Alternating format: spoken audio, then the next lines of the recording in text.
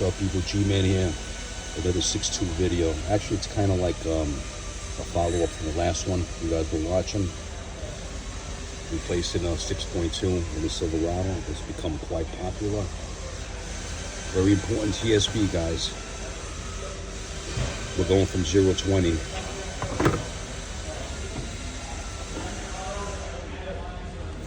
To 0 to 40. Corvette oil, supercar, you know what I'm saying? All right, that's a TSB. On this particular engine, it's brand new, so there was no reason for me to scope it. It's a new engine, just the engine was replaced, and you got to put that fresh 040 in. All right, guys, Silverado 6.2s, popping like popcorn. G-Man out.